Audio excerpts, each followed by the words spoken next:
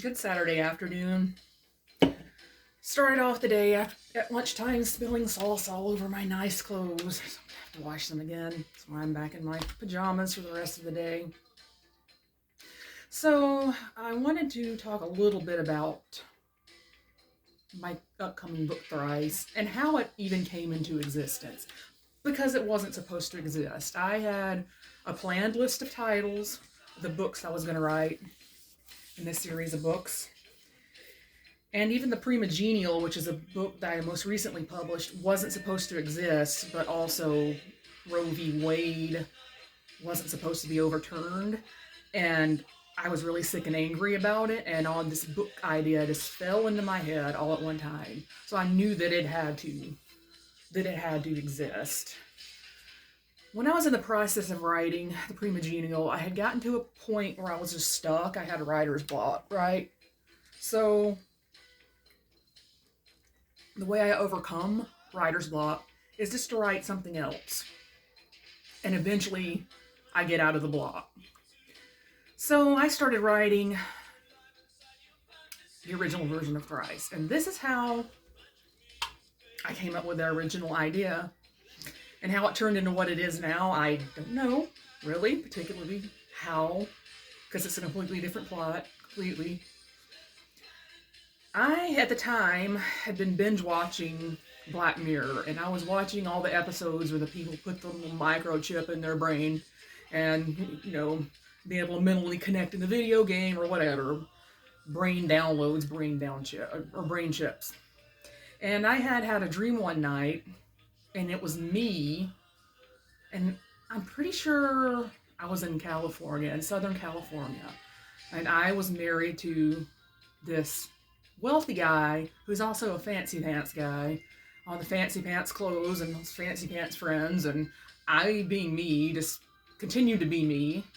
He had, my husband, rich husband, had a grown son, and the son and I always butted heads, and we're just constantly in debates and arguments and things like that. For whatever reason, he didn't like me.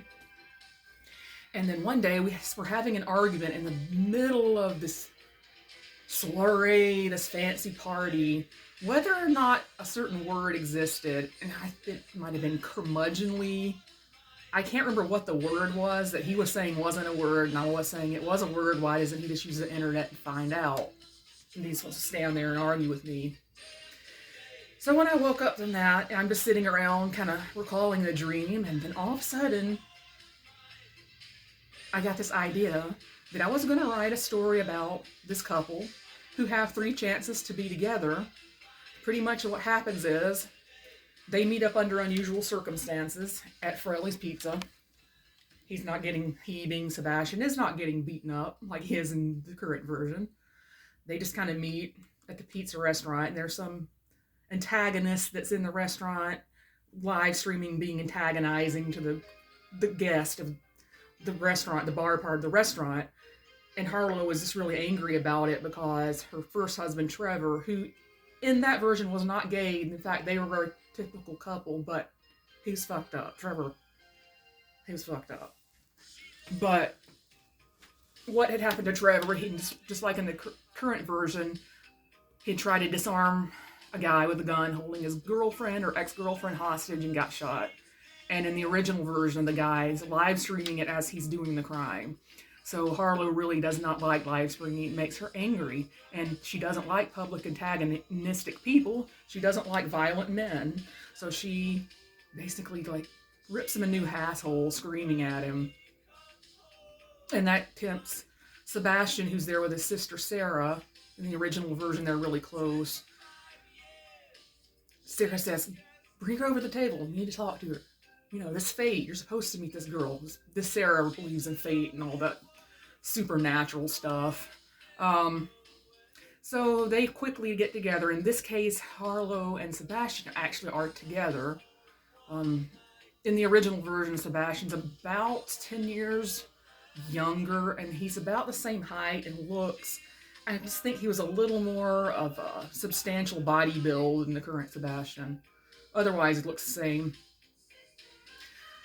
Well, Harlow and Sebastian, they get together. They're together 3 years, or married 3 years, and then Sebastian gets murdered by his crazy ex-girlfriend who was actually trying to kill Harlow.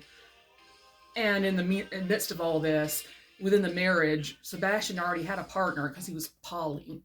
So that was kind of a soap opera-ish element I was adding to the story. Um, but then it's just like nothing ever happened, and they're both are born. Harlow gets to be the age 12, and she goes to sleep one night, and all the memories from when she and he are together download into her brain. So then all of a sudden, when she wakes up from that dream, she's 12 years old in the body and 50-something years old in the mind. And like I said before, that has to be a freaking nightmare from hell to experience that. I don't think I could even bear it at all. If I could go just get a magic wish and say I wanted to be younger, I wouldn't go younger than 35, man. Teens sucked, 20 sucked. I didn't like anything about either one, really. So that would suck. Be a 12-year-old body with a 50-year-old mind and worth of memories of experience. So Harlow has to cook up some plan as to how to get Sebastian, who in their original version is 8 years older than her. So if she's 12, he's 20. And to try to get him to wait on her until she grows up, chronologically and legally, to being an 18-year-old. And she ends up going to him in a dream. She goes to a white witch and figures out how to do it, tells him to wait on her, and he was on the verge of marrying Gemma, and he called off the wedding.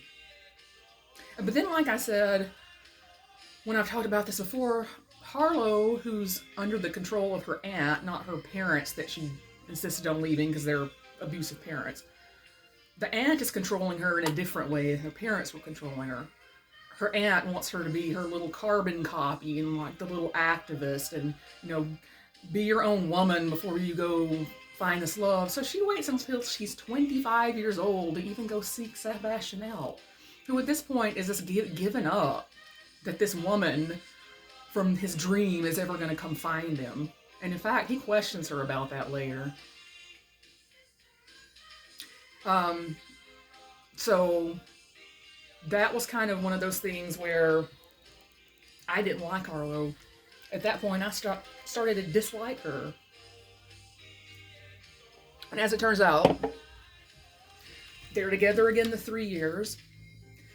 When Sebastian and Gemma didn't get married, his life went a different trajectory, and he ended up going to be in a movie set that had a radioactive prop. So then 3 years after the second time they were together, he dies of leukemia related to exposure to the radiation.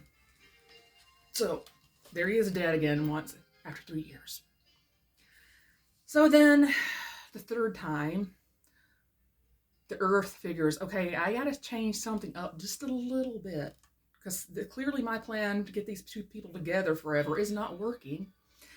And so the Earth arranges it to where Harlow and another child get switched at birth in a maternity ward. So Harlow goes raised by different parents.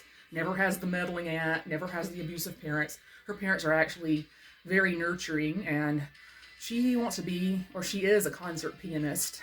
And she was a prodigy, so she started being a concert pianist when she was a teenager. And Sebastian, I guess for whatever reason, something like the butterfly effect, his life had gone on a slightly different trajectory. From the first two times, he was an adolescent, and he decided to drive a car that was his neighbor's, and he wrecked it, and he lost an arm. So he, in that sense, was changed a little bit. And he was spoiled, and he wasn't ever a mean person, but he was spoiled brat. He got everything what he wanted from his acting agents, because he had been acting since he was a little kid in the original version. But then, after his 16th birthday, he goes to sleep, and memories of 2 lives together with this woman download into his brain, at which point he completely turns himself around and becomes a better man. And then when he knows So Harlow had been featured on some human interest story because it switched at birthing, like 2020, something like that. So Sebastian knew that she practiced at this certain music studio where he also acts as like a coach, an acting coach.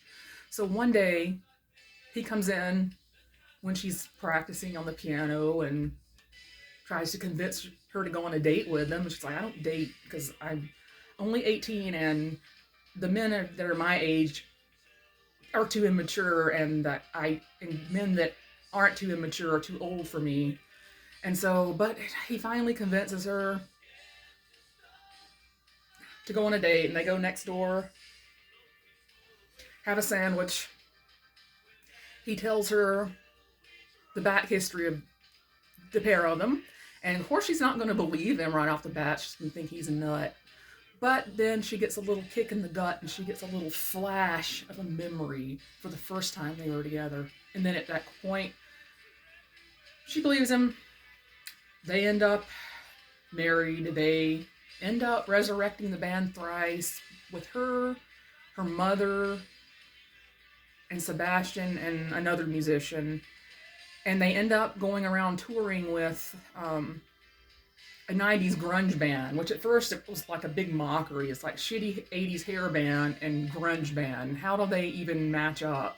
But it ended up being that they got to be really super successful and writing really, really influential music, and ended up winning a Grammy Award.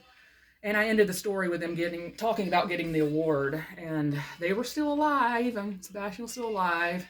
Harlow and Sebastian had gotten married. They had one biological child, and then they adopted 3 other kids, and it ended up being a very happy ending. The problem with the story is I didn't have enough flesh to flesh it out. Like, I couldn't come up with just scenes, because I didn't want to just write a book about first life, they're going around at all these stuck-up parties, and the second life, she's going around protesting, and, in the third... So you see what I mean? And it was also kind of a tad dramatic for me, because I just can't really do drama. I tried to make a kind of a soap opera-ish story. I tried, but it didn't work out. So then one day, I was like, you know what? Fine, I got 120 pages into this book. It's fine, just put it aside, think about it a little bit, think about how I can use some or all of it in the future. And then one day I saw this meme, and it's of a guy who is drowning, and there are 15 people standing around filming with their phone and not doing anything to save the guy. And that's how I got the plot for the publishing version of the story. But pretty much, Harlow is going to film them together and put it up on his website so people can see him. A man who's very, very universally well-liked for whatever reason. He's one of those kind of people, like magnetic. You can't understand why. I mean, he's a good-looking guy, but not particularly, just overly pretty. So there's just something about the guy. And that's how I ended up with the current plot, which is so much more workable for me, and me getting to stick to things that I do best, which is write violent scenes and traumatize my characters. Well, I hope everybody has a good day.